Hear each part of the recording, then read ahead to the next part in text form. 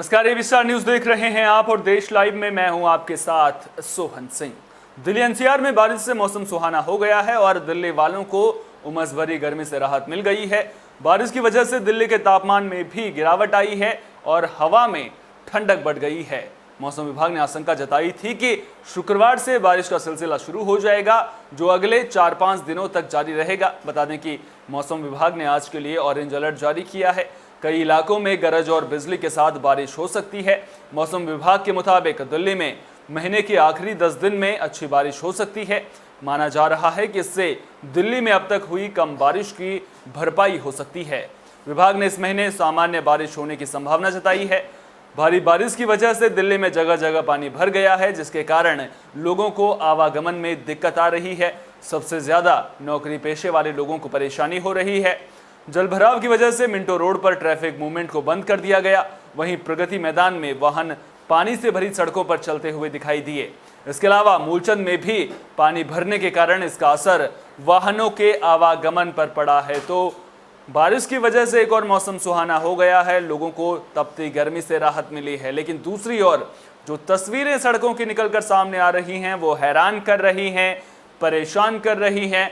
सड़कों पर जगह जगह जलभराव देखने को मिल रहा है, जिसकी वजह से सुबह जो लोग दफ्तर के लिए निकल रहे थे उन्हें खासी दिक्कतों का सामना करना पड़ा। पानी के बीच से होकर, गंदे पानी से होकर के इन लोगों को गुजरना पड़ा है, जिसकी वजह से लोगों की परेशानी बढ़ गई है और सवाल कार्यशैली पर खड़े हो रहे हैं। प्रशासनिक कार्यशैली पर सवाल खड़े करती हुई तस्वीरें सामने आ रही हैं। उम्मीद करेंगे कि जो व्यवस्थाएं हैं वो जल्द से जल्द दुरुस्त कर ली जाएंगी, ताकि लोगों को दिक्कतों का सामना ना करना पड़े। चलिए अब बात कर लेते हैं अफगानिस्तान की। दरअसल अफगानिस्तान पर तालिबान का कब्जा हो गया है, लेकिन आखिर तालिबान का सर्वोच्च नेता हैबतुल्लाह अखुंदजादा कहां है, यह सवाल सबके मन में है। अफगानिस्तान पर तालिबान के कब्जे के बाद भी तालिबान के चीफ का पता नहीं चल पा रहा है। सवाल उठ रहे हैं कि आखिर हैबतुल्लाह अखुंदजादा कहां है और वो सामने क्यों नहीं आ रहा, क्या किसी ने उसे कैद कर रखा है। इन सवालों के बीच भारत सरकार खुफिया विदेशी एजेंसियों की ओर से साझा की गई जानकारियों पर स्टडी कर रही है। विदेश इंटेल के हवाले से एक सीनियर सरकारी अधिकारी ने संकेत दिया है कि हैबतुल्लाह अखुंदजादा पाकिस्तानी सेना की कैद में हो सकता है।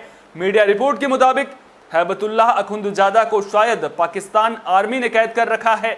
सीनियर सरकारी अधिकारी की माने तो हैबतुल्लाह अखुंदजादा को बीते 6 महीनों से तालिबान के सीनियर नेताओं और लड़ाकों ने नहीं देखा है। आखिरी बार उसका बयान मई में रमजान के मौके पर आया था।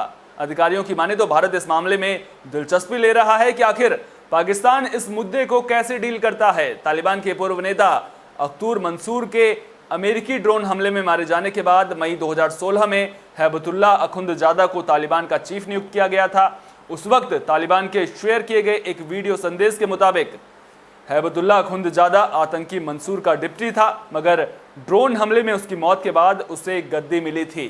पाकिस्तान में एक बैठक के दौरान प्रमोट कर उसे तालिबान का सुप्रीम लीडर बनाया गया था। तो अब सवाल उठ रहा है कि आखिर तालिबान का सुप्रीम लीडर कहां है, हैबतुल्लाह अखुंदजादा कहां है। क्योंकि अगर ये खबर सही है कि अखुंदजादा पाकिस्तान आर्मी के कब्जे में है, तो इसका नुकसान भारत को भी उठाना पड़ सकता है और जो तालिबान है उसे पाकिस्तान अपने इशारों पर नचा सकता है। कुछ फैसले ऐसे भी हो सकते हैं जिनमें तालिबान की रजामंदी ना हो।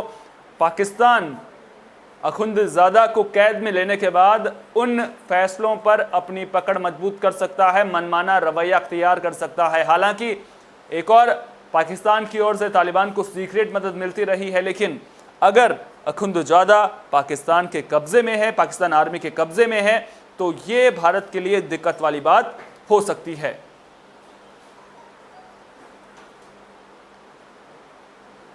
अफगानिस्तान पर तालिबान के कब्जे के बाद लोगों के मन में अफगानिस्तान क्रिकेट के भविष्य को लेकर कई सवाल हैं। लोग सवाल पूछ रहे हैं कि क्या अक्टूबर में होने वाले क्रिकेट वर्ल्ड कप में अफगानिस्तान की टीम शिरकत करेगी, क्या जो आईपीएल शुरू हो रहा है, दोबारा शुरू हो रहा है, उसमें अफगानिस्तान के खिलाड़ी शिरकत करते हुए नजर आएंगे। इन तमाम सवालों के बीच अब तालिबान अफगान क्रिकेट बोर्ड के ऑफिस में घुस गया है। हालांकि अफगानिस्तान क्रिकेट बोर्ड के सीईओ हामिद शिनवारी पहले ही साफ कर चुके हैं कि देश में राजनीतिक बदलाव के बाद भी क्रिकेट को नुकसान नहीं होगा, क्योंकि तालिबान को क्रिकेट पसंद है और वो इसका समर्थन करता है। लेकिन एक ताजा फोटो ने बोर्ड के इन दावों पर सवाल खड़े कर दिए हैं। दरअसल अफगानिस्तान क्रिकेट बोर्ड के पूर्व मीडिया मैनेजर और पत्रकार इब्राहिम मोमंद ने अपने ट्विटर हैंडल से एक फोटो शेयर किया है, जिसमें कई बंदूकधारी तालिबान लड़ाके नजर आ रहे हैं जो एक हॉल में बैठे हैं। इब्राहिम ने दावा किया कि तालिबान लड़ाके अफगानिस्तान क्रिकेट बोर्ड के मुख्यालय में बैठे हैं और उनके साथ अफगानिस्तान क्रिकेट टीम के पूर्व गेंदबाज अब्दुल्ला मजारी भी हैं। मजारी ने अपने देश के लिए 2 इंटरनेशनल वनडे मैच खेले हैं। इसके अलावा उन्होंने 21 फर्स्ट क्लास मैच, 16 लिस्टें और 13 T20 मुकाबले भी खेले हैं। बता दें कि भारतीय क्रिकेट कंट्रोल बोर्ड यानी BCCI भी अफगानिस्तान के हालात पर नजर रखे हुए है। बोर्ड को पूरी उम्मीद है कि अफगानिस्तान के स्टार खिलाड़ी इंडियन प्रीमियर लीग यानी कि IPL के दूसरे चरण में हिस्सा लेंगे। तो अब जिस तरह की तस्वीर सामने आ रही है और दावा किया जा रहा है कि जो तालिबान लड़ाके हैं वो क्रिकेट बोर्ड के दफ्तर में घुस गए हैं, उसके बाद सवाल उठ रहा है कि जो अफगानिस्तान क्रिकेट बोर्ड है क्या उसमें भी तालिबान दखल करेगा, क्योंकि अगर ऐसा होता है तो जो टीम क्रिकेट पटल पर उभर रही है, अफगानिस्तान की टीम धीरे धीरे ही सही लेकिन विश्व पटल पर अपनी छाप छोड़ रही है, अगर तालिबान दखल देगा तो उसके भविष्य को लेकर के क्या होगा, ये भी अपने आप में बड़ा सवाल है। अब ऐसे में देखना दिलचस्प होगा कि आखिर इस फोटो की असल सच्चाई क्या है। क्या सचमुच तालिबान लड़ाके अफगानिस्तान क्रिकेट बोर्ड के दफ्तर में बैठे हुए हैं? क्या बंदूकधारी ये तालिबान के लड़ाके सचमुच अफगानिस्तान क्रिकेट बोर्ड के दफ्तर में है? क्योंकि अगर ऐसा होता है तो अफगानिस्तान क्रिकेट बोर्ड के भविष्य पर सवाल खड़े हो सकते हैं। हालांकि दूसरी ओर ये भी कहा जा रहा है कि जो तालिबान है उसे क्रिकेट पसंद है। अब ऐसे में जो ACB की ओर से यानी कि अफगान क्रिकेट बोर्ड की ओर से दावे किए जा रहे थे कि तालिबान को क्रिकेट पसंद है, और अब जिस तरह की तस्वीर सामने आ रही है, बंदूकधारी तालिबान लड़ाके दफ्तर में ACB के दफ्तर में बैठे हुए नजर आ रहे हैं, उसके बाद उन दावों को लेकर के भी सवाल उठने शुरू हो गए हैं।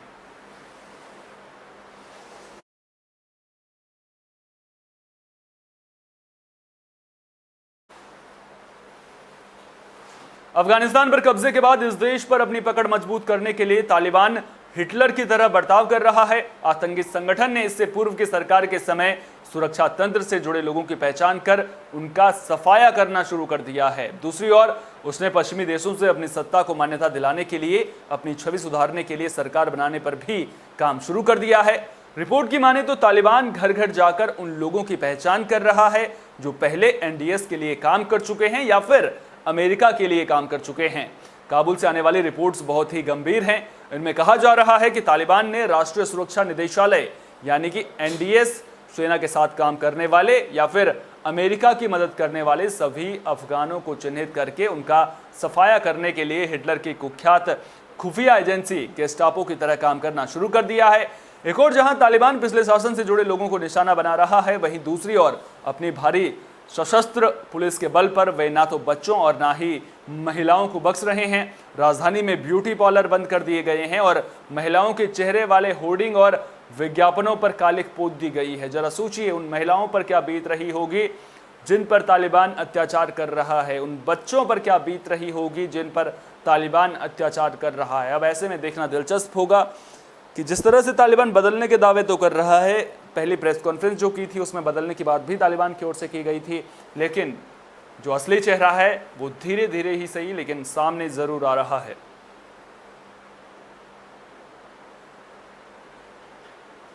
अमेरिका के राष्ट्रपति जो बाइडेन ने अफगानिस्तान में फंसे अमेरिकी नागरिकों से उन्हें घर पहुंचाने का वादा किया है। इससे पहले अफगानिस्तान के हालात पर जो बाइडेन ने देश को संबोधित किया, इसमें बाइडेन ने कहा कि इस वक्त दुनिया के सामने बड़ा संकट खड़ा है।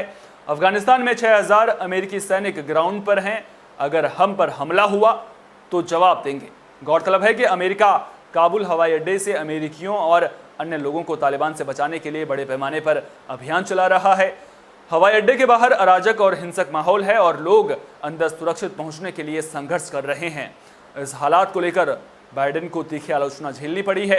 बाइडेन ने पिछले हफ्ते को दिल दहलाने देने वाला बताया और कहा कि उनका प्रशासन लोगों की निकासी को गति देने के लिए कड़ी मेहनत कर रहा है। उन्होंने कहा कि मुझे नहीं लगता कि हम में से कोई भी इन तस्वीरों को देख सकता है और मानवीय स्तर पर उस दर्द को महसूस नहीं कर सकता है। तो जो बाइडेन ने साफ तौर पर तालिबान को चेतावनी दी है, साफ तौर पर कहा है कि जो अमेरिकी वहां पर तैनात हैं, अगर उन पर हमला किया गया तो अमेरिका माकूल जवाब देगा।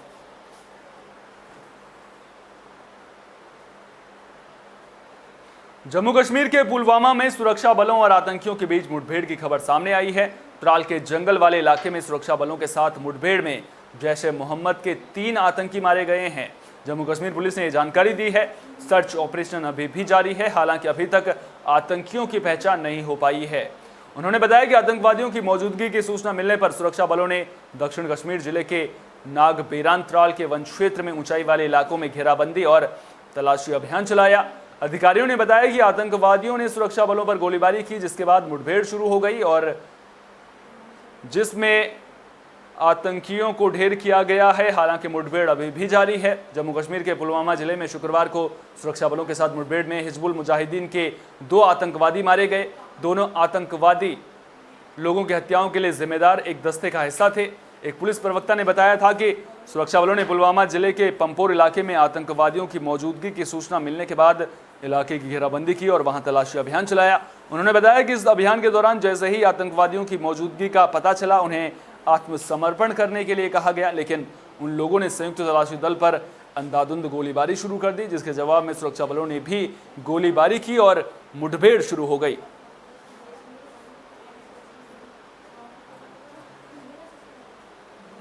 देश लाइव में फिलहाल के लिए इतना ही। दीजिए इजाजत। नमस्कार।